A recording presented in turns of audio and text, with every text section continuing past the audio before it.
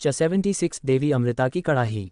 अलवर सेन को पता था कि वैद्य देवता कोई मामूली हस्ती नहीं है जो उनसे मिला जाए, लेकिन उसके संबंध उनसे अच्छे थे, तभी तो उसके निमंत्रण पर वैद्य देवता नीलामी में आई थी। ये उसको ऐसा लगता था, जबकि यहाँ बात ही कुछ और थी और रोनन को ये नहीं पता था कि वो भी वहाँ आई थी। यदि पता होता तो वो आसानी से अनुमान लगा लेता। रोनन ने कहा, ठीक है, तुम मुझे अपना संचार पत्र दो, यदि मुझे संपर्क करना होगा तो मैं कर लूँगा। मुझे बार बार बैंक जाना पसंद नहीं है और तुम्हें तो पता है कि मेरे साथ व्यापार करने से तुम्हारा फायदा ही है। रोनन ने अपने पास से एक लकड़ी के ऊपर कागज़ लगा हुआ कुछ निकाला और टेबल पर रख दिया। अलवर सेन ने पहले सोचा और उसने भी ऐसा ही कुछ अपने पास से निकाला और रोनन के उस कागज़ से सटा दिया और दोनों से हल्की पीली रोशनी निकली और फिर सब कुछ शांत हो गया। ये संचार पत्र बिल्कुल मोबाइल फ़ोन के जैसा था और दिव्यलोक में हर आम नागरिक के पास होता ही है। इसमें केवल किसी प्राइवेट स्पेस में संपर्क नहीं कर सकते हैं, अन्यथा हर जगह संपर्क कर सकते हैं, लेकिन एक दूसरे से बात करने के लिए दो संचार पत्र को आपस में सटाकर उनके इंक्रिप्शन को मिलाना होता है।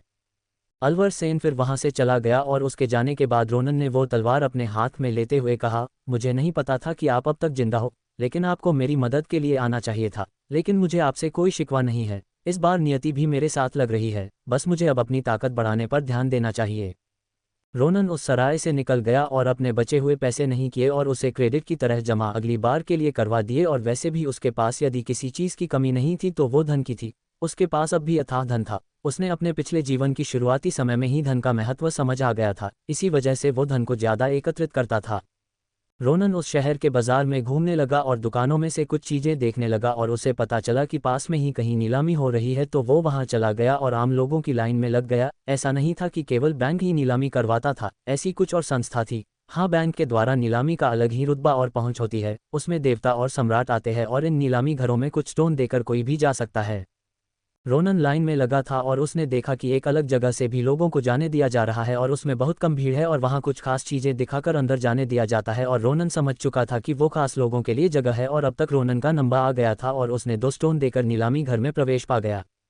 नीलामी घर अंदर से बेहद साफ था और कई सारी कीमती वस्तुएं सजावट के तौर पर रखी हुई थी और उनके नीचे उनके दाम भी लिखे थे और यहाँ लगी सभी चीज़ें बेहद कीमती थी और रोनन की नज़र में ठीक ठाक थी। ये नीलामी घर भी उसके नज़र में बेहद मामूली थी। उसने स्वर्गलोक और नर्कलोक की नीलामी घर देख रखी थी, तो उससे ये सब मामूली लगना बेहद आम बात थी। रोनन की नज़र अचानक एक चीज़ पर पड़ी और वो चीज़ एक कड़ाही थी जिस पर गोलियां बनाई जाती थी। और रोनन को याद था कि निरुपमा गोलियां बनाना सीखना चाह रही है, तो वो उसके करीब गया और जैसे ही छूने वाला था तो एक व्यक्ति की गुस्से भरी आवाज़ आई, तुम जैसे 2 कौड़ी के लोग किसी तरह नीलामी घर में आ जाते हो और चीज़ों को छूकर गंदा करना चाहते हो। रोनन ने हाथ पीछे किया और पीछे मुड़कर देखा तो उसके सामने एक जवान लड़का खड़ा था जो शायद चिढ़ा हुआ लग रहा था और उसने रोनन की शक्ल देखकर कहा, हाँ, तुम्हारी शक्ल अच्छी है, बस तुम इंसान 2 कौड़ी के हो, तुम नीलामी घर में आए हो तो ये कीमती चीज़ें क्यों छू रहे हो? रोनन ने शांति से कहा, मुझे ये कड़ाही लेनी है, इसलिए मैं इसे छूकर देख रहा था। अब क्या छूने पर भी रोक है? ऐसा तो मैंने कहीं नहीं सुना। यदि इस नीलामी घर का ऐसा कोई नियम है तो मुझे माफ़ करना। रोनन को पता था कि हर जगह की कुछ अपने नियम होते हैं और वो उसकी इज्जत करता था। बिना नियम के तो इंसान जानवर ही कहलाएगा। उस लड़के ने कहा, अच्छा, तो तुम उसे खरीदना चाहते हो? क्या तुमने उसकी कीमत नहीं देखी? हाँ, और इस नीलामी घर में भी ऐसा कोई नियम नहीं है। यदि कोई पैसे वाला व्यक्ति बोले कि वो खरीदने वाला है तो उसे छूने पर कोई रोक नहीं है, लेकिन तुम जैसा फटीचे यदि इसे छुए तो इस पर दिक्कत है। उस लड़के के चिल्लाने की वजह से सभी लोग इस तमाशे को देखने के लिए रुक गए थे और एक व्यक्ति बोला, हाँ, युवराज सही कह रहे हैं, तुम्हें यदि लेना है तभी तुम छू सकते हो, पता नहीं कहाँ से कैसे कैसे लोग आ जाते हैं। एक और व्यक्ति बोला, युवराज आप सही है, आपको इन जैसे लोगों के मुंह नहीं लगना चाहिए, आप इसे हम पर छोड़ दीजिए। वो लड़का ये सब सुनकर फुले नहीं समा रहा था और चौड़ा होते हुए बोला, नहीं, ये नीलामी घर मेरे परिवार का है और यहाँ हिंसा बर्दाश्त नहीं की जाएगी, आप लोग इसे मुझे संभालने दीजिए। वो अब भी रोनन को ही देखे जा रहा था और उसकी नज़र घिन भरी दिख रही थी।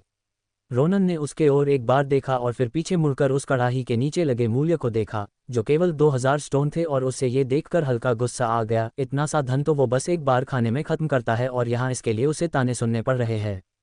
रोनन ने फिर उस लड़के की ओर देखा भी नहीं और पास खड़े नीलामी घर के एक अटेंडेंट की ओर देखते हुए कहा, तुम यहाँ आओ और मुझे ये चीज़ निकाल कर दो, मैं अभी इसके मूल्य अदा कर देता हूँ।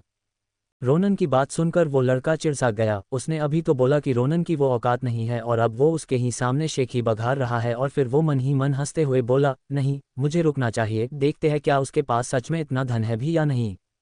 वो अटेंडेंट एक चाबी लेकर आया और वो कड़ाही निकलकर रोनन को देते हुए बोला, ये लीजिए सर, इसके 2000 स्टोन हुए, आप इसके बदले कोई इसके मूल्य का खजाना भी दे सकते हैं। वो अटेंडेंट बेवकूफ़ नहीं था, उसे पता था कि असली ड्रैगन साधारण ही रहते हैं और बस समय आने पर पूरा तबाही मचा देते हैं, और रोनन की आंखों से उसे ऐसा ही लग रहा था। रोनन ने अपने पास से 2500 स्टोन निकालकर उस अटेंडेंट को देते हुए बोला, ये 2000 इस कड़ाही के और बाकी के 500 तुम्हारे, क्योंकि तुमने इंसानों की तरह बात की। क्योंकि पता नहीं क्यों आजकल गधे भी इंसानों के बीच आकर रहने लगे हैं और उन्हें गधे की तरह बोलना आता है। वो अटेंडेंट समझ चुका था कि आखिर वाली बात उस लड़के के लिए थी और वो इसके लिए कुछ नहीं कर सकता था। वो तो खुश होते हुए बोला, धन्यवाद सर, क्या मैं आपके लिए और कुछ कर सकता हूँ। वो समझ चुका था कि सामने वाला कोई आम इंसान नहीं है। जो इंसान 500 स्टोन यूं ही दे दे, वो भला आम कैसे हो सकता है। वहीं दूसरी ओर उस लड़के का मुंह गुस्से से लाल हो गया था, क्योंकि रोनन ने उसे गधा बोल दिया था, और वो भी सबके सामने। भला वो ये बेइज्जती कैसे सहन कर सकता था, जबकि ये नीलामी घर उसके पिता का था, और वो यहाँ किसी का कत्ल भी कर दे तो भी उसे कोई कुछ नहीं कहेगा। वो लड़का अपना तलवार निकालकर रोनन की के तानते हुए बोला, तुम्हारी हिम्मत कैसे हुई भार्गव परिवार के बेटे को गधा बोलने की। आज तुम्हारी मौत निश्चित है। भले तुम्हारे पास कुछ धन होंगे, लेकिन मेरी नज़र में वो धन बस तुच्छ है। ये सब देख रहे लोगों ने फिर से बातें शुरू कर दी। लोगों का मानना था कि भले रोनन के पास धन हो, लेकिन युवराज के पास बहुत ताकत है। वो पल भर में ही रोनन को खत्म कर सकता है। कुछ ने तो अपनी आंखें भी बंद कर ली थी कि वो ये दृश्य न देख पाए। रोनन ने उसके ओर देखा भी नहीं और उस कड़ाही को चेक करने लगा, और फिर सड़ा सा मुंह बनाते हुए उस कड़ाही को पटक दिया, और वो कड़ाही टूटकर बिखर गए और बोला, ये फालतू सी कड़ाही का मैं क्या करूँगा। हाँ, ये भले 2000 सिक्कों के लायक है, लेकिन ये मेरे लिए केवल कचरा है। उसे थोड़ा अफसोस हो रहा था कि उसने बेकार में अपना समय बर्बाद किया। वहीं लोगों और उस लड़के ने जब ये देखा तो वो थोड़े सख्ते में आ गए, क्योंकि रोनन ने सबके सामने 2000 सिक्के बस ऐसे ही बर्बाद कर दिया। क्या उसे सच में पैसे की कोई चिंता नहीं है। रोनन अब उस लड़के की ओर मुड़ा और बोला, ए लड़के, मेरी खामोशी से ये मत समझो कि मैं तुमसे डरता हूँ। बस मैं छोटे बच्चों से मुंह लगाना पसंद नहीं करता, जो अब तक सही से जवान भी नहीं हुए हैं। वो लड़का अब तक गुस्से से पागल हो चुका था, और वो अपनी तलवार लेकर रोनन की ओर दौड़ा, और वो जैसे ही तलवार उस पर चलाने वाला था कि तभी कहीं से एक थप्पड़ उसके मुंह पर पड़ा और वो दूर उड़ता हुआ जा गिरा। और फिर एक आवाज़ आई, मैंने तुम्हें सच में कुछ ज़्यादा छूट दे दी। सबके सामने एक अधेड़ उम्र का व्यक्ति आया, जिसने सफ़ेद रंग की पोशाक पहनी हुई थी, और लोग उन्हें देखकर हाथ जोड़कर बोले, भार्गव राज को प्रणाम। वो व्यक्ति लोगों की ओर देखा भी नहीं और सीधा उस लड़के के पास गया और उसकी कमीज पकड़कर उठाया और घसीटते हुए रोनन के सामने पटक दिया, और रोनन से हाथ जोड़ते हुए कहा, माननीय अतिथि, मुझे क्षमा करे कि मैं अपने बेटे को लोगों से बात करने का संस्कार नहीं दे पाया। मैं आपको इसके बदले कोई भी हर्जाना दे सकता हूँ, बस आप मुझे इसे सुधारने का एक मौका दे दीजिए। रोनन ने हाथ हिलाते हुए कहा, मुझे इससे कोई फर्क नहीं पड़ता। वैसे भी मेरी नज़र में ये कीड़े से ज़्यादा कोई महत्व नहीं रखता। मैं यहाँ से जा रहा हूँ, मेरा बेवजह समय बर्बाद हो गया। इतना बोल के वो वहाँ से जाने लगा। उसके पीछे से एक आवाज़ आई, माननीय अतिथि, आप यहाँ नीलामी में आए हैं तो नीलामी में हिस्सा लीजिए, और मेरे पास आपके लिए एक खुशखबरी भी है, शायद वो सुनकर आपका मन बदल जाए। रोनन ने पीछे मुड़ते हुए कहा, और वो क्या है। यदि तुमने भी इस लड़के की तरह समय बर्बाद किया तो मैं इस पूरे नीलामी घर को बर्बाद कर दूंगा। इस बार वो पूरा सीरियस था और उसने अपनी हल्की आभा भी दिखाई। रोनन की आभा को महसूस कर भार्गवराज के पसीने छूट गए और उसने तुरंत कहा, नहीं, बस बात यह है कि मैंने सुना है कि आप गोलियों की कड़ाही खोज रहे हैं, तो आज नीलामी घर में देवी अमृता की कड़ाही की नीलामी होने वाली है। जब वो देवता नहीं बनी थी तो वो इसी कड़ाही का उपयोग करती थी। रोनन ये सुनकर थोड़ा शांत हुआ और बोला, ठीक है, मैं रुकता हूँ। भार्गवराज ने तुरंत एक अटेंडेंट को बुलाते हुए कहा, इन अतिथि को तुरंत एक वीआईपी कमरा दो और इनके साथ तुम जाओ। वो अटेंडेंट भागता हुआ आया और रोनन से कहा, चलिए सर, इस और वो दोनों वहां से चले गए और भीड़ भी वहां से छट गई। अब भार्गवराज के सामने कौन भला खड़ा हो सकता था। रोनन इसलिए देवी अमृता का नाम सुनकर रुक गया था क्योंकि उसे उसके बारे में पता था। रोनन जब नर्क सम्राट था तो उस समय वो लड़की अमृता रैंक तक की गोली बना लेती थी और वो वैद्य देवता की छात्र भी थी, और ऐसा भी माना जाता था कि वो अगली वैद्य देवता बन सकती है। और आज वो देवता रैंक पर पहुंच चुकी है, तो पता नहीं वो किस मुकाम पर पहुंच गई होगी। हर ऊंचे रैंक की गोली बनाने के लिए कड़ाही और जरूरी सामान भी उसी लेवल की लगती है। तो ऐसा कई बार होता है कि लोग अपनी पहले की वस्तु इसी तरह की किसी नीलामी घर को यूं ही दे देते हैं, और निरुपमा के लिए वो कड़ाही सही रहेगी। वहीं दूसरी ओर एक कमरे में वो लड़का अपने पिता से गुस्से से कहा, पिताजी, आपने मुझे क्यों रोका। मैं उसे मारने ही वाला था और अपने इतने लोगों के सामने मुझ पे हाथ उठा दिया, मेरी क्या इज्जत रह जाएगी। भार्गवराज ने गुस्से से अपने बेटे को घूरते हुए कहा, मूर्ख, यदि मैं तुम्हें नहीं बचाता तो तुम आज मर गए होते। मैंने तुम्हें कितनी बार समझाया है कि दिव्य लोक में कई भेड़िए भीड़ की खाल में रहते हैं, और तुमने जिसे छेड़ा था वो भेड़िया नहीं, एक ड्रैगन था। ड्रैगन, हमारा पूरा परिवार उससे लड़ने में असमर्थ है। उस लड़के ने अब शांत होते हुए कहा, लेकिन ऐसा कैसे हो सकता है? उसके शरीर से किसी प्रकार की आभा नहीं निकल रही थी और न ही उसके ऊर्जा स्तर का पता चल रहा था। फिर वो इतना ताकतवर कैसे हो सकता है? भार्गवराज ने कहा, भले उसकी आभा नहीं दिख रही हो, लेकिन उसने गुस्से ने बस 1 सेकंड से भी कम के लिए अपनी हल्की आभा दिखाई थी और उस आभा ने इतनी शक्ति थी कि जितना मुझे अपने परिवार के पूर्वज के सामने खड़े होने से भी महसूस नहीं होती। भार्गवराज अब भी रोनन की आभा को याद करके सहम गए। वहीं इन सब से कहीं दूर अलवर सेन एक स्पेस टनल के बाहर खड़ा था और मन में ही बोला, यदि उससे मुझे फायदा नहीं होता तो मैं कभी वैद्य देवता से मिलने नहीं आता। 77 नरकीय ज्वालामुखी का पत्थर। रोनन के वीआईपी कमरे के बाहर एक अटेंडेंट खड़ा था और ये वही अटेंडेंट था जिसे रोनन ने 500 स्टोन यूं ही दे दिए थे, लेकिन वो जानता था कि अंडे बैठा आदमी जब नीलामी घर के मालिक को डरा सकता है तो वो उसे कभी भी मसल सकता है, इसलिए उसने अंदर खड़े होने की हिम्मत नहीं की, जबकि अटेंडेंट को कमरे के अंदर होना चाहिए।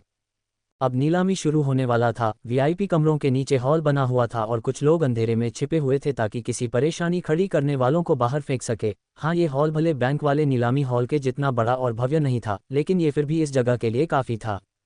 उस स्टेज पर एक सुंदर सी लड़की आई और हाथ जोड़ते हुए बोली, भार्गव, नीलामी घर में आप सभी का स्वागत है। मुझे उम्मीद है कि आप सभी को नियम तो पहले से ही पता होंगे, तो मैं सीधा नीलामी शुरू करवाती हूँ। ये उस वर्ष की पहली नीलामी है तो आप सभी को काफ़ी अच्छी चीज़ें देखने को मिलेगी और हाँ, इस बार हम केवल स्टोन ही लेंगे। उस लड़की ने फिर स्टेज पर खड़े होकर ताली बजाई और कुछ अटेंडेंट जो शायद स्टेज के पीछे खड़े थे, उन्होंने एक प्लेट लाया जिस पर एक गोली रखी हुई थी और वो हल्की सुनहरी रंग की थी और लोग तो उस गोली को देखते ही मोहित हो गए थे। उस लड़की ने कहा, ये एक रुधिर गोली है। इस गोली को लेने से आप किसी प्रकार की चोट से कुछ समय के लिए राहत पा सकते हैं। ये गोली युद्ध के समय के लिए बेहद कारगर है। इसकी शुरुआती कीमत 5 स्टोन है। उस लड़की ने जैसे ही कीमत बताई, बोली लगानी शुरू हो गई और किसी ने 10 स्टोन तो किसी ने 15 स्टोन की बोली लगाई और वो गोली अंत में 35 स्टोन में बिक गई। ये गोली रोनन की नज़र में केवल कचरा थी और कुछ नहीं। वो आंख बंद करके वो गोली बना सकता था।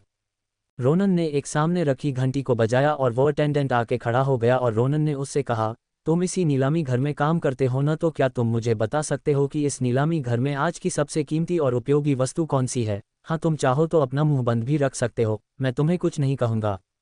उस अटेंडेंट ने तुरंत कहा, अरे नहीं सर, वैसी कोई बात नहीं है, मैं केवल कुछ चीज़ों के बारे में जानता हूँ, बाकी सभी चीज़ें केवल भार्गवराज जानते हैं।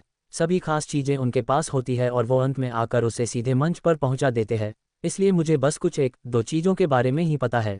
रोनन ने कहा, अच्छा तो वो कौन सी चीज़ें हैं जो तुम्हें पता है? तुम उसके बारे में ही बता दो, मैं बाकी का खुद देख ही लूँगा। उस अटेंडेंट ने कहा, वो कड़ाही के बारे में आपको तो पता ही है, और एक सतरंगी सांप का खून, और तीसरा एक वस्तु, वैसे तो वो कुछ खास नहीं है, लेकिन वो एक अजीब सा दिखने वाला पत्थर है। हालांकि उसके बारे में सभी को पता है, लेकिन वो चीज़ मामूली होते हुए मुझे खास लगी, मुझे बस इतना ही पता है। रोनन ने सिर हिलाते हुए मन में ही कहा, अच्छा, एक अजीब सा पत्थर, देखते हैं वो क्या है। उसने अटेंडेंट को कुछ 50 स्टोन दे दिए, क्योंकि उसने अंदर की बात बताई थी और रोनन को सामने वाला थोड़ा ईमानदार भी लगा, तो ये उसके लिए कुछ भी नहीं था। अब तक नीलामी आधी हो चुकी थी और ऐसा कुछ नहीं आया था जो रोनन के आंखों को पसंद आए। हाँ, ऐसा सभी के लिए नहीं कहा जा सकता था। बाकी के लोग जमकर बोली लगा रहे थे, उनके लिए वो सभी चीज़ें बेहद कीमती थी। वहीं एक कमरे में भार्गवराज और उसका बेटा बैठे हुए थे और उसके बेटे ने कहा, पिताजी, उसने अब तक एक बार भी बोली नहीं लगाई है, आपने उसे बिना वजह ही एक वीआईपी कमरा दे दिया। हाँ, हो सकता है कि वो पैसे वाला हो, लेकिन यदि उससे हमारे नीलामी घर को फ़ायदा ही नहीं होगा तो क्या करना उसका? भार्गवराज ने अपने बेटे की बेवकूफ़ी पर सिर हिलाते हुए कहा, अरे बेवकूफ़, यदि उन्होंने बोली नहीं लगाई है तो इसका मतलब है कि उनके आंखों को अब तक कुछ पसंद नहीं आया होगा। क्या तुम्हें लगता है कि 2500 स्टोन यूं ही व्यर्थ करने वाले के पास पैसों की कमी होगी? इसलिए मैं तुम्हें नीलामी घर चलाने नहीं दे रहा। तुम अब तक लोगों को भांप नहीं पाए हो। उसे समझ नहीं आ रहा था कि उसका ये बेवकूफ़ बेटा कब बड़ा होगा।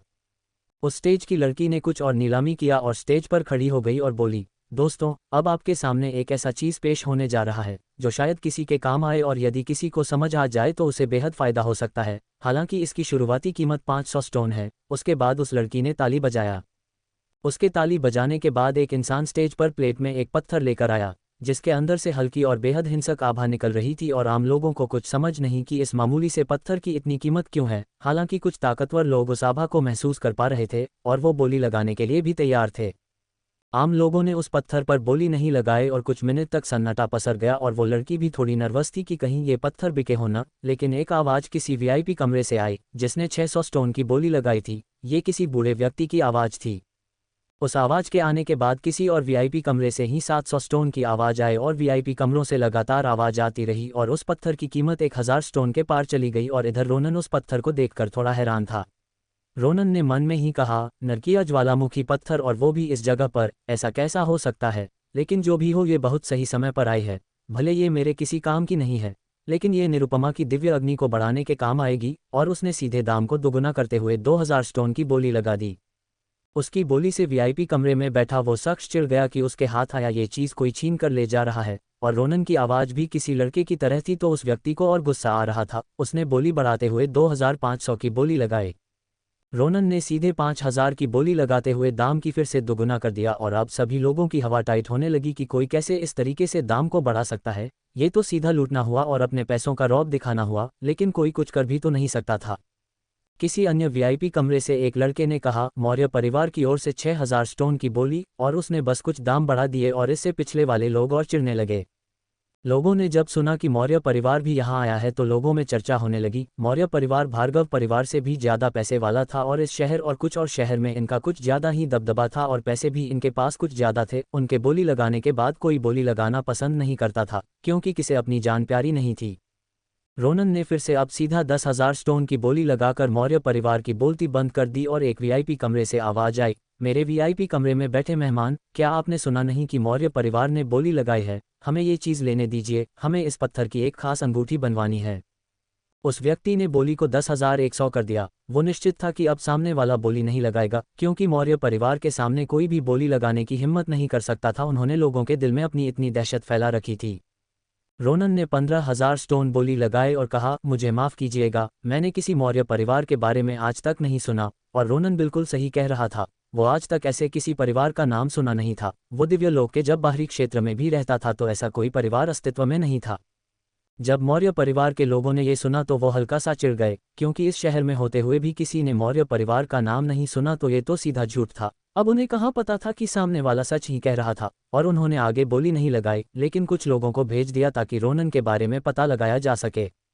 अब नीलामी आगे बढ़ती गई और अब बारी आई उस चीज़ के जिसके लिए रोनन यहाँ आया था, और वो थी वो कढ़ाई। उसे स्टेज पर लाया गया और कई लोग अपनी नज़र उस पर टिकाए हुए थे, और खासकर सभी वैद्य लोग, क्योंकि उनके लिए ये कढ़ाई सीधा कोई स्वर्गीय चीज़ थी।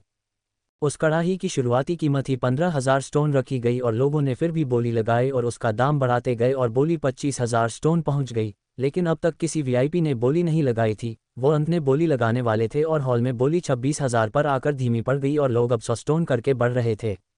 अब वीआईपी कमरों से बोली लगनी शुरू हुई और शुरुआती बोली सीधे 30,000 की लगी और कई वीआईपी लोगों ने बोली लगाए। और जब कढ़ाई का दाम 60,000 पहुंच गया तो मौर्य परिवार ने 80,000 की बोली लगाकर सबकी बोलती बंद कर दी। लेकिन कुछ लोगों ने उसके बाद भी बोली लगाई जो कि वीआईपी कमरों में बैठे थे। मौर्य परिवार भले ही बेहद ताकतवर हो, लेकिन उसके बराबर या उसके थोड़े नीचे भी कुछ परिवार तो थे, और वो कहाँ ऐसी कीमती चीज़ों को जाने देने वाले थे। लेकिन इन सबको एक बोली ने एक ही बार में शांत कर दिया। ये बोली किसी और ने नहीं बल्कि रोनन ने लगाई थी, जिसने सीधे 2 लाख की बोली लगाई थी। उसके नज़र में 2 लाख बस सागर के बूंद के बराबर थे। उसके पास एक पूरा बैंक था। हाँ, भले अभी उसने अपना मालिकाना हक उस पर नहीं जमाया था, फिर भी उस बैंक के अलावा भी अभी उसने पूरे दिव्य लोक में अरबों अलग अलग जगहों पर रखा था, और इसमें स्वर्ग और नर्कलोक के धन की गिनती ही नहीं थी।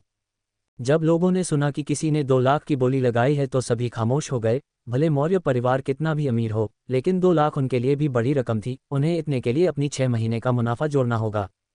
रोनन की बोली के बाद किसी ने बोली नहीं लगाई और वो कढ़ाई सीधा रोनन को दे दी गई और वो धन उससे ले लिया गया। और रोनन ने कढ़ाई को चेक करते हुए कहा, हाँ, ये वास्तव में अच्छी कढ़ाई है। कुछ समय तक इस पर अभ्यास करने से फ़ायदा हो जाना चाहिए। फिर उसने उस कढ़ाई को अपने पास रखा और उस वीआईपी कमरे से बाहर निकलने लगा। उस अटेंडेंट ने कुछ नहीं कहा और रोनन बाहर निकल गया और उसे नीलामी घर के गेट पर भार्गव राज दिख गया, जिसने हाथ जोड़कर उसका अभिवादन किया और कहा, मुझे आशा है कि मेरे नीलामी घर ने आपको निराश नहीं किया होगा। और उसके पीछे उसका बेटा रोनन को खा जाने वाले नज़रों से देख रहा था। रोनन ने उसे इग्नोर किया। वो उसके नज़र में बच्चा था और उसने कहा, नहीं, उतनी भी बुरी नहीं थी, मैं चलता हूँ। इतना बोलकर वो वहाँ से चला गया। भार्गव राज का बेटा कुछ बोलने वाला था कि भार्गव राज ने उसका मुंह बंद कर दिया और गुस्से से कहा, जब मौत सामने हो तो उससे नहीं लड़ते। तुम क्या समझते हो, जिसने मौर्य परिवार को कुछ नहीं समझा, उसके नज़र में हम कुछ महत्व रखते हैं। वो अभी किसी खास मकसद से इस शहर में है, उससे उलझने की कोशिश मत करना। इन सब से बहुत दूर किसी एक अलग जगह पर एक लड़की के सामने एक व्यक्ति बैठा हुआ था और उस लड़की ने कहा, अलवर सेन, तुम्हें नहीं लगता कि तुम आजकल कुछ ज़्यादा ही यहाँ आ रहे हो? क्या बैंक के कामकाज खत्म हो गए हैं? यदि ऐसा है तो मैं तुम्हें काम दे सकती हूँ। उस लड़की के सामने अलवर सेन बैठा था, जिसने कहा, वैद्य देवता, आपको तो पता ही है कि मैं यहाँ बेवजह नहीं आ सकता, मुझे आपसे एक काम था, इसी वजह से मुझे आना पड़ा। उस लड़की ने कहा, हाँ, और वो काम क्या है? अब मुझसे किसी प्रकार की गोलियों की मांग मत करना, मैंने गोलियां बनाना छोड़ दिया है, तुम्हें किसी और से बात करना चाहिए, तुम अमृता से मिल सकते हो। अलवर सेन ने तुरंत कहा, एक व्यक्ति है जो आपसे मिलना चाहता है, मैं उनका ही ये सूचना लेकर आया हूँ। उस लड़की ने एक आंख उठाते हुए हल्की आभा छोड़ते हुए कहा, अलवर सेन, क्या तुम भूल गए हो, इस जगह पर कोई नहीं आ सकता और तुम नर्क सम्राट के खास हो, इसलिए तुम्हें यहाँ आने की इजाज़त है, अन्यथा तुम्हें भी इजाज़त नहीं दी जाएगी। अलवर सेन ने झट से कहा, वो व्यक्ति खास है, आप भी उसके बारे में सुनेंगी तो आप उससे एक बार मिलना चाहेंगी। उस लड़की ने कहा, और ऐसा क्या खास है उसमें जो मैं उसे मिलना चाहूंगी? अलवर सेन ने कहा, आपको याद है कि नीलामी घर में एक टोपी पहने हुआ व्यक्ति आया था, जिसने स्वर्ग सम्राट के लोगों को मार दिया था, उसने उस व्यक्ति के लिए कुछ खास चीजें भेजी थी। उस लड़की ने अपने गुस्से पर हल्का काबू पाया और अब थोड़ी रुचि लेते हुए कही, अच्छा, उन्होंने उसके लिए खास चीजें भेजी, हाँ, तब वो कुछ खास ही होगा, क्या तुम उसके बारे में कुछ और बता सकते हो? अलवर सेन ने हामी में सिर हिलाते हुए कहा, क्या आपको याद है, नीलामी घर में जो आखिरी की तीनों चीजें आई थी, वो उन्होंने ही हमें बेची थी, और मैं पिछली बार आपसे जो सामान ले गया था वो भी उन्होंने ही मंगवाई थी। हाँ, वो थोड़ा अजीब है, लेकिन मेरे नीलामी घर को उससे बहुत फायदा हुआ था, तो मैंने उसका ये सूचना आप तक पहुंचा दिया। अलवर सेन कुछ से कुछ बोलता जा रहा था, लेकिन उस लड़की ने बस एक बात पकड़ ली कि वो सारी सामानों को उस व्यक्ति ने ही मंगाया था, और उसके ध्यान में जो आ रहा था वो नहीं होना चाहिए। वो थोड़ी कांपने लगी थी। अलवर सेन अपनी जगह से उठ गया और हाथ जोड़ते हुए बोला, यदि आप उनसे नहीं मिलना चाहती तो मैं उसे बता दूंगा, मुझ पर कोई दबाव नहीं है, वैसे भी अब मुझे ये सूचना देने के लिए जाना है तो मैं चलता हूँ। उस लड़की ने अपनी खतरनाक आभा फैलाते हुए कहा, अलवर सेन, मैंने कब अपना फैसला सुनाया कि मुझे उनसे नहीं मिलना है? क्या तुम मेरे बदले खुद फैसला लेना लगे हो? अपनी जगह पर वापस बैठ जाओ। उस लड़की के आभा की वजह से सामने रखा टेबल टूट गया और अलवर सेन तुरंत भीगी बिल्ली की तरह सोफे पर बैठ गया और उस लड़की के बोलने की प्रतीक्षा करने लगा। वहीं एक व्यक्ति किसी और जगह अपने सामने खड़े व्यक्ति के पास झुकते हुए बोला, छोटे मालिक, वो देवताओं के सराय में रुका है, हम उस जगह नहीं जा सकते हैं, आपका आगे क्या आदेश है? 78 मौर्य परिवार का सफाया। अलवर सेन को समझ ही नहीं आ रहा था कि आखिर यहाँ क्या हो रहा है। एक बार तो वैद्य देवता ऐसे जताती है कि उसे नहीं मिलना है, और जब वो जाने लगता है तो उसे रोक लेती है, लेकिन वो शांति से बैठा रहा और कुछ नहीं बोला। सामने वाला देवता है, चाहे तो उसे तुरंत मसल सकता है। देवता रैंक का ऐसा ही हिसाब है, भले कोई देवता युद्ध न भी जानता हो, लेकिन उसके पास ताकत इतना होता है कि वो किसी अमर इंसान को भी यूं ही खत्म कर सकता है, और वो भी बैठे बैठे ही। इसीलिए तो ये सीधा सम्राट के बाद आते हैं। सम्राट रैंक भी देवता ही होता है, लेकिन उसकी ताकत की कुछ अलग परिभाषा है, जो हम कभी और जानेंगे। वैद्य देवता ने मन में ही सोचते हुए कही, क्या वो मुझसे मिलना चाहते हैं? यदि मेरा अंदाजा सही है तो वो नर्क सम्राट ही है। यदि वो दिव्य लोक में ही है तो इतने वर्षों से कहाँ थे, और वो मुझसे क्यों मिलना चाहते हैं? नहीं, यदि ये व्यक्ति वो न भी हो तो भी मुझे इससे मिलना पड़ेगा। वो टोपी वाले व्यक्ति भी उसे जानते हैं, वो जरूर कोई खास व्यक्ति है। उसके पास इतनी कीमती वस्तुएं भी तो थी, और यदि वो नर्क सम्राट हुए तो मैं उनसे कुछ सवाल पूछ सकती हूँ। नहीं, यही एक मौका है मेरे पास। मैंने पिछली बार का मौका खो दिया था, लेकिन इस बार नहीं, मैं इस बार उनके साथ रहूंगी, चाहे मुझे किसी के विरुद्ध जाना पड़े या मेरी मौत हो जाए। वैद्य देवता ने अलवर सेन को देखा, जो पुतले की तरह बैठा हुआ था, और कहा, वो मुझसे कब मिलना चाहते हैं और कहाँ मिलना चाहते हैं? तुम मुझे उनके बारे में और बताओ, वो कैसे दिखते हैं? क्या तुम उन्हें अच्छी तरह से जानते हो? उद्धरण चिन्ह। अलवर सेन एक साथ इतने सवाल सुनकर चौंक गया, लेकिन उसने शांति से कहा, वैसे तो उन्होंने मुझे जगह और कब मिलना है ये नहीं बताया, शायद ये फैसला आप पर ही है, आप जैसा बोलेंगी वैसा ही होगा। अलवर सेन ने फिर कहा, अब आते हैं आपके अगले सवाल पर। तो वो एक बूढ़े व्यक्ति है, लेकिन मुझे लगता है कि उन्होंने अपना चेहरा छिपा रखा है, लेकिन मैं उनके असली रूप को नहीं देख पाया, और मैं उन्हें बिल्कुल भी नहीं जानता, लेकिन पता नहीं कैसे वो मुझे अच्छे से जानते हैं। उनसे बात करके ऐसा लगता है कि वो मुझे कई वर्षों से जानते हैं। वैद्य देवता अब निश्चित हो गई थी कि ये व्यक्ति हो ना हो, नर्क सम्राट ही है। उनके अलावा अलवर सेन को कौन अच्छे से जान सकता है? वो इकलौते हैं जो अलवर सेन को अच्छे से जानते हैं, यहाँ तक कि वो भी अलवर सेन को नहीं जानती है। हाँ, उसके बैंक से संबंध की वजह से अलवर सेन को वो थोड़ी बहुत जान गई है, लेकिन उसका चेहरा वो भी आज तक नहीं देखी है। अलवर सेन पूरे दिव्य लोक में एक पहेली के जैसा है। हर किसी को पता है कि वो बैंक में ऊंचे पद पर है, यहाँ तक कि स्वर्ग सम्राट भी उसे कुछ नहीं कर सकता। वो आसानी से कहीं और जा सकता है, वो हमेशा मास्क लगाए रखता है, और उसका चेहरा एक पहेली ही है। हाँ, वो एक अमर योद्धा है, ये सबको पता है। वैद्य देवता ने कहा, यदि मुझे ही तय करना है तो मैं उनसे 1 महीने बाद वहीं शैतानी घाटी में मिलूंगी और मुझे पूरा यकीन है कि वो उसी सराय मौत में ही रुके होंगे। अलवर सेन ने कहा, ठीक है, मैं उन्हें सूचित कर दूंगा। अब मैं चलता हूँ, मुझे अन्य कई काम है। उनका एक और काम है जो मुझे पूरा करना है, वो भी जरूरी है। अलवर सेन के जाने के बाद कुछ समय तक वैद्य देवता खुद में ही कुछ सोचते रही और उन्हें उनके बटलर ने जगाया और कहा, अब शायद आपको आराम करना चाहिए और मुझे नहीं लगता कि आपको उस व्यक्ति से मिलने जाना चाहिए, आप उसे यहीं बुला सकती थी। वैद्य देवता ने बस हाथ हिला दिया, जिसका मतलब था कि उसने फैसला कर लिया है और अब उसे कोई नहीं बदल सकता है। और वो बटलर वहां से चला गया और वैद्य देवता वहीं बैठी रही और वहीं इन सबसे दूर रोनन को वैद्य देवता से मिलने की सूचना उसे संचार पत्र से मिल चुकी थी। रोनन ने ये देखा तो हंसते हुए कहा, वो लड़की, उसे जरूर अंदाजा लग गया होगा कि मैं कौन हूँ। चलो देखते हैं अब आगे इन नमूनों का क्या करना है जो कब से मक्खी की तरह पीछे पड़े हुए हैं। रोनन कमरे से बाहर देखने लगा, जहां अंधेरे में कुछ लोग उसके कमरे की खिड़की की ओर देख रहे थे। इन सबसे दूर एक व्यक्ति ने कहा, मालिक, वो देवताओं वाले सराय में है, हम उस जगह उसका कुछ नहीं कर सकते। मैंने वहां कुछ लोगों को तैनात कर दिया है, वो जैसे ही उस सराय से बाहर आएगा तो हम उसे दबोच लेंगे। उस व्यक्ति के सामने एक अधेड़ उम्र का व्यक्ति बैठा था, जिसने अपनी मूंछ फेरते हुए कहा, ठीक है, वैसे भी लोगों में हमारा डर कम हो रहा है, उसे मैं मौर्य परिवार के दरवाजे पर लटकाऊंगा, लोगों को भी पता चले कि हमसे पंगा लेने का क्या अर्थ होता है। तुम जा सकते हो। ये लोग किसी और की नहीं रोनन की ही बात कर रहे थे, क्योंकि वो ही तो सराय में रुका हुआ था और वो सराय एक देवता का था, जहां युद्ध करना या किसी को मारने पर सख्त रोक थी। यदि ऐसा किसी ने किया तो उसके पूरे परिवार को खत्म किया जा सकता था और ऐसा रिस्क कोई नहीं ले सकता था। वहीं दूसरी ओर रोनन सराय से बाहर निकल गए और कुछ लोग उसके पीछे पीछे चलने लगे और रोनन भी शांति से किसी एक सुनसान गली में पहुंचे गया और रुक गया और बोला, अब तुम लोग बाहर आ जाओ और मुझे ये बताओ कि तुम लोग हो कौन? क्या तुम्हें किसी देवता ने भेजा है? रोनन के पीछे से कुछ लोग बाहर आए और उसे देखते हुए बोले, किसी देवता ने? क्या तुम्हारा दिमाग खराब हो गया है? कोई देवता यहाँ क्यों आएगा और तुम्हें हमारे साथ चलना है? चुपचाप हमारे साथ चलो, वरना हड्डियां तोड़कर ले जाएंगे। रोनन ने बस सिर हिलाया और अपने पास से एक तलवार निकाला और भूत की तरह गायब हो गया और एक व्यक्ति के पीछे पहुंचा और उसे 2 भागों में काट दिया और फिर अगले वाले के पास जाकर उसके सिर को उड़ा दिया और इसी तरह उसने सभी को खत्म कर दिया, सिवाय एक के। उसे कुछ सवाल पूछने थे। रोनन ने कहा, तुम लोग कौन हो और मेरे पीछे क्यों पड़े हो? मैं तो तुम्हें जनता तक नहीं। वो व्यक्ति खौफ में था, उसके सभी साथी केवल 5 सांस के अंदर खत्म कर दिए गए थे और उसने सामने वाले की हथियार तक को नहीं देखा। लेकिन वो होश में आते हुए बोला, मौर्य परिवार, उन्होंने ही हमें भेजा था, हम तो केवल मामूली सिपाही है, हमें जो आदेश मिला था हम वही कर रहे थे, मेरी आपसे कोई दुश्मनी नहीं है। रोनन ने सोचते हुए कहा, मौर्य परिवार, मैं ऐसे किसी परिवार को नहीं जानता। फिर उसे अचानक से नीलामी घर वाली बात याद आई और उसने हंसते हुए कहा, अच्छा, तो कुछ मामूली सी चीज के लिए वो इस हद तक पहुंच जाएंगे? लगता है दिव्यलोक के लोग घमंडी हो रहे हैं। वो गधा भुवन क्या कर रहा है?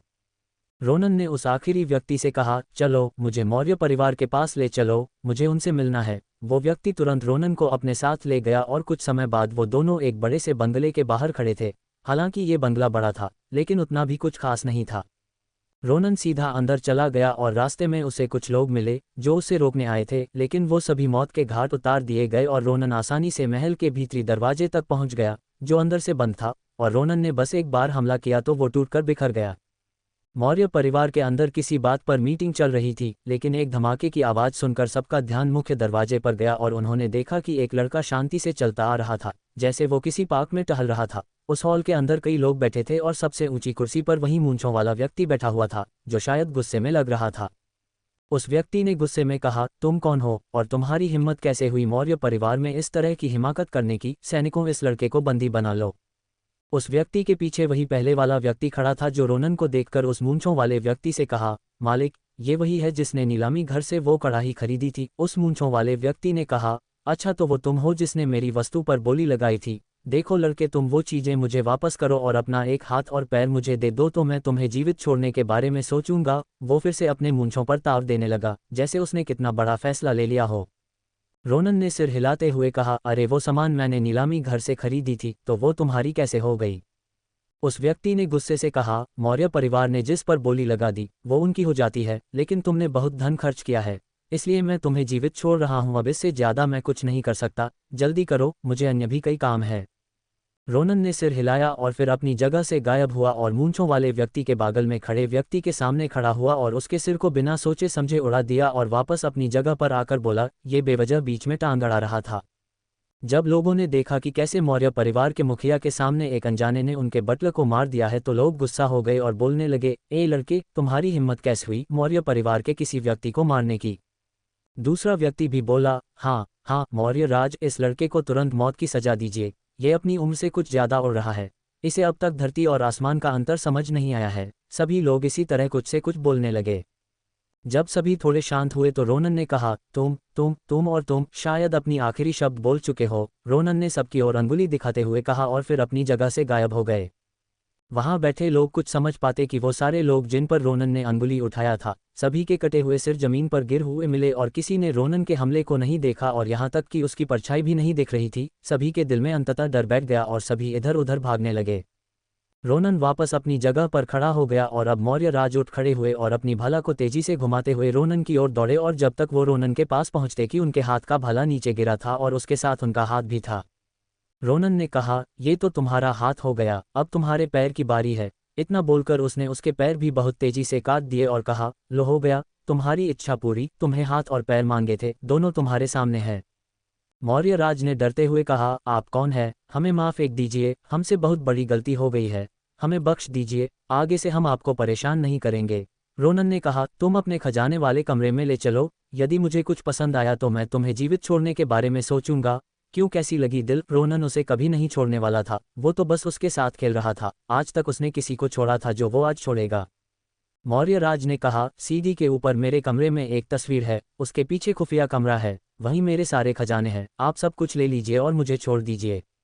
रोनन वहां से जाने लगा और जाते जाते अपनी तलवार घुमा दी और मौर्य राज का काम तमाम हो गया और वो उस खजाने वाले कमरे तक पहुंच गया। कमरे में वास्तव में बहुत सी कीमती चीज रखी हुई थी और कुछ लाख स्टोन रखे हुए थे, जिनकी संख्या 20 लाख के आसपास होगी। रोनन ने सब कुछ ले लिया और अपने सराय पहुंच गया और टेलीपोर्टर से दिव्यलोक के निचले हिस्से पहुंच गया।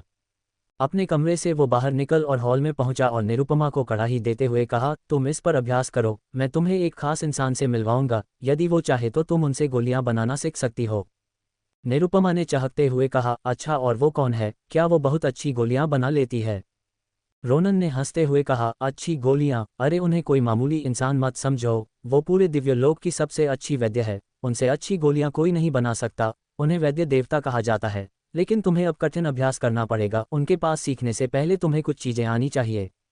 रोनन उसे खुद से अब सिखाने लगा और उसने अग्नियों के बारे में, कड़ाही के बारे में और गोलियों से जुड़ी गुड रहस्यों के बारे में बताया और निरुपमा को समझ आ रहा था कि रोनन की समझ गोली बनाने में बहुत आगे है। लेकिन उसने सब कुछ अच्छे से समझा और कोशिश करती रही। शुरू में उसे कठिनाई हुई, लेकिन वो बेसिक गोली बनाने लगी। वहीं शैतानी घाटी के उस शहर में मौर्य परिवार के बारे में सबको पता चल चुका था कि किसी ने उस परिवार को खत्म कर दिया है, और ऐसा किसने किया वो किसी को नहीं पता। ये सूचना भार्गव राज तक पहुंची और उन्हें कुछ ज्यादा हैरानी नहीं हुई, दिव्यलोक में ये बहुत आम बात थी। भार्गव राज ने सोचा, ये सूचना मुझे अपने उस बेवकूफ़ बेटे को देना चाहिए कि कैसे उसे लोगों से बचकर रहना चाहिए। ये सोचकर वो अपने घर पहुंच गए। वो अपने घर पहुंचे तो उन्होंने देखा कि उसका वो नकारा बेटा हॉल में बैठे कांप रहा है और वो उसके पास जाके बोले, अब तुम्हें क्या हो गया है? ये क्या हरकत है? क्या तुमने मौर्य परिवार के बारे में सुना? उस लड़के ने डरते हुए कहा, पिताजी, मैंने आपसे एक बात छिपाई है। नीलामी घर में जो वो व्यक्ति कड़ाही लेने आया था, मैंने उसकी जानकारी किसी को दी थी। भार्गव राज बात को समझते हुए सोच रहे थे, नहीं, कहीं ऐसा तो नहीं, लेकिन वो अपने बेटे से पूछे, और उनकी जानकारी तुमने किसे दी थी? उस लड़के ने डर से कांपते हुए कहा, मौर्य परिवार, और बस भार्गव राज गिर पड़े। 79 वैद्य देवता से मुलाकात और सच का खुलासा।